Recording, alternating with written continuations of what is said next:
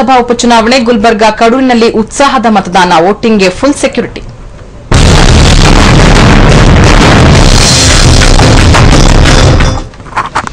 ಗುಲ್ಬರ್ಗಾ ದಕ್ಷಿಣ ಕ್ಷೇತ್ರದ ಉಪಚುನಾವಣೆ ಅಖಾಡದಲ್ಲಿ ಕಾಂಗ್ರೆಸ್ ಅಭ್ಯರ್ಥಿಯಾಗಿರುವ ಅಜಯ್ ಸಿಂಗ್ ಗುಲ್ಬರ್ಗಾದಲ್ಲಿ ಮತದಾನ ಮಾಡಿದರು. ನಗರದ ಬಾಲಮಂದಿರ ಮತಗಟ್ಟೆಯಲ್ಲಿ ಹಕ್ಕು ಚಲಾಯಿಸಿದ ಅವರು ಗೆಲುವಿನ ವಿಶ್ವಾಸ ವ್ಯಕ್ತಪಡಿಸಿದರು. ಮಾಜಿ ಮುಖ್ಯಮಂತ್ರಿ ಧರ್ಮ್ ಸಿಂಗ್ ಪುತ್ರರಾಗಿರುವ ಅಜಯ್ ಸಿಂಗ್ ಇದೇ ಮೊದಲ ಬಾರಿಗೆ ವಿಧಾನಸಭೆಗೆ ಸ್ಪರ್ಧಿಸಿದ್ದು ಕೈಕೋಟೆಯನ್ನ ಮತ್ತೆ ವಶಪಡಿಸಿಕೊಳ್ಳುವ ವಿಶ್ವಾಸದಲ್ಲಿದ್ದಾರೆ.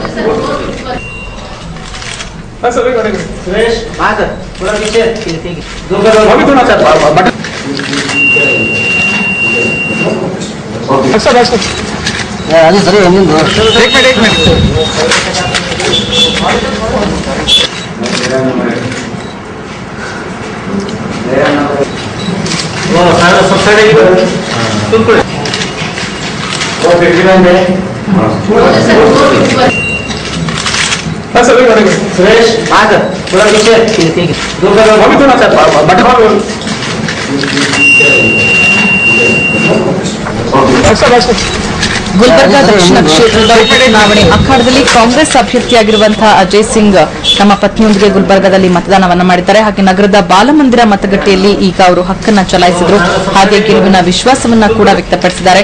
ಮಾಜಿ ಮುಖ್ಯಮಂತ್ರಿ ಹಾಗೂ ಸಂಸದ ಧರ್ಮ್ ಸಿಂಗ್ ಪುತ್ರರಾಗಿರುವಂತಹ ಅಜಯ್ ಸಿಂಗ್ ಇದೇ ಮೊದಲ ಬಾರಿಗೆ ವಿಧಾನಸಭೆಗೆ ಸ್ಪರ್ಧಿಸಿದ್ದಾರೆ. ಹಾಗೆ ಗುಲ್ಬರ್ಗಾ ಅನ್ನುವಂತಹ ಒಂದು ಕೈಕೋಟೆಯನ್ನ ಮತ್ತೆ ತಮ್ಮ ವಶಕ್ಕೆ ತೆಗೆದುಕೊಳ್ಳುವಂತಹ ವಿಶ್ವಾಸದಲ್ಲಿ ಅಜಯ್ ಸಿಂಗ್ ಇದ್ದಾರೆ.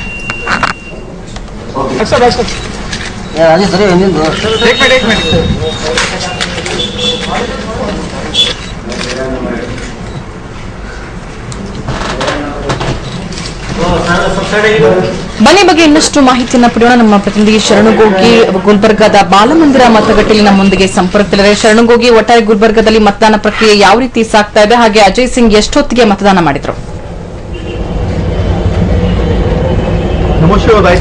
ಸಾಹಿತ್ಯ ಗುಲ್ಬರ್ಗಾದಲ್ಲಿ ಏನು ಗುಲ್ಬರ್ಗಾ ದಕ್ಷಿಣ ಮತಕ್ಷೇತ್ರದ ಉಪಚುನಾವಣೆಯಲ್ಲಿ ಈಗಾಗಲೇ ಎಲ್ಲಾ ಅಭ್ಯರ್ಥಿಗಳು ತಮ್ಮ ಮತದಾನವನ್ನ ಮಾಡಿದ್ದಾರೆ.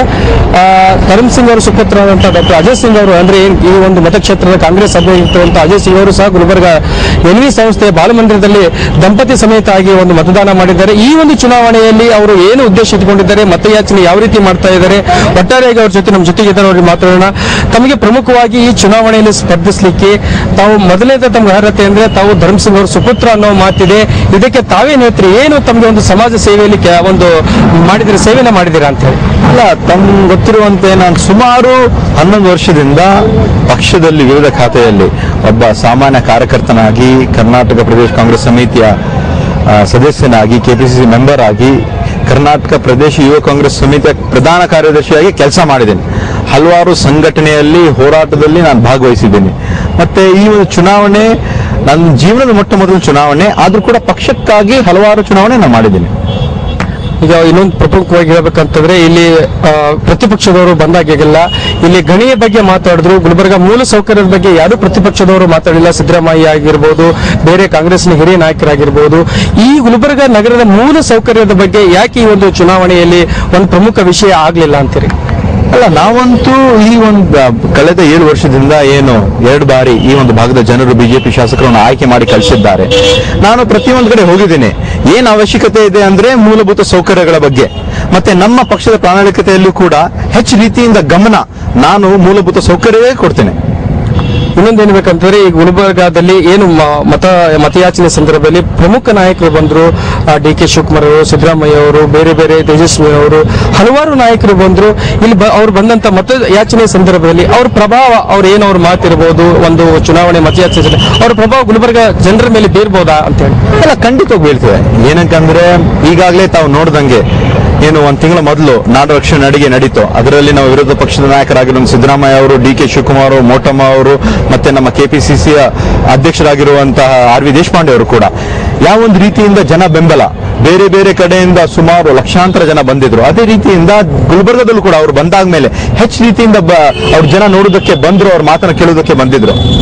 ಪ್ರಮುಖವಾಗಿ ಇನ್ನೊಂದು ವಿಷಯ ಏನಂದ್ರೆ ಧರ್ಮ್ ಸಿಂಗ್ ಅವರು ಇಲ್ಲಿ ಮುಖ್ಯಮಂತ್ರಿ ಇದ್ದಾಗ ಗುಲ್ಬರ್ಗಾ ಜಿಲ್ಲೆಗೆ ವಿಶೇಷವಾದಂತಹ ಕೊಡುಗೆ ಕೊಡಬೇಕಾಗಿತ್ತು. ಅವರು ವಿವಿಧ ಈ ಖಾತೆಗಳನ್ನ ಅಲಂಕರಿಸಿದ್ದಾರೆ. ಅಂತ ಸಂದರ್ಭದಲ್ಲಿ ಗುಲ್ಬರ್ಗಾ ಜನರಿಗೆ ನೆನಪಿಡುವಂತದ್ದು ಅಂತ ಕಾರ್ಯ ಆಗ್ಬೇಕಾಗಿತ್ತು. ಅದು ಆಗ್ಲಿಲ್ಲ ಅನ್ನೋದು ಒಂದು ಜನರ ಒಂದು ಅಪಸ್ವರ ಇದೆ. ಇದಕ್ಕೇನು ಹೇಳ್ತಿರ್ತಾವೆ? ಅಲ್ಲ, ಅಭಿವೃದ್ಧಿ ಅಂದ್ರೆ ಖಂಡಿತವಾಗಿ ಹಾಗೆ ಆಗಿದೆ. ತಾವು ಒಂದು ದಿವಸ ಬೀದರ್ ಶ್ರೀರಂಗ ರಸ್ತೆ ನೋಡಿದ್ದೀರಾ, ಬೀದರ್ ಬಿಜಾಪುರ ರಸ್ತೆ ಏನ್ ನೋಡಿದ್ದೀರಾ, ಮತ್ತೆ ರಿಂಗ್ ರೋಡ್ ಏನ್ ನೋಡಿದ್ದೀರಾ. ಅದೇ ರೀತಿಯಲ್ಲಿ ಹೆಚ್ ರೀತಿಯಿಂದ ಈ ಒಂದು ಭಾಗದ ಬೇಡಿಕೆ ಏನಿತ್ತು, ಒಂದು ಹೈಕೋರ್ಟ್ ಪೀಠ ಸ್ಥಾಪನೆ, ಅದು ಕೂಡ ಆಗಿದೆ. ಮತ್ತೆ ಹಲವಾರು ನೀರಾವರಿ ಯೋಜನೆಗಳು ಕೂಡ ಆಗಿದೆ. ಅಭಿವೃದ್ಧಿ ಅಂದ್ರೆ ಯಾವಾಗ್ಲೂ ಕೂಡ ಆಗ್ತಾ ಇದೆ. ಅದು ಒಂದು ನಿರಂತರವಾದ ಒಂದು ಪ್ರಕ್ರಿಯೆ, ಯಾವಾಗ್ಲೂ ಕೂಡ ಆಗ್ಬೇಕಾಗ್ತಾ ಇದೆ.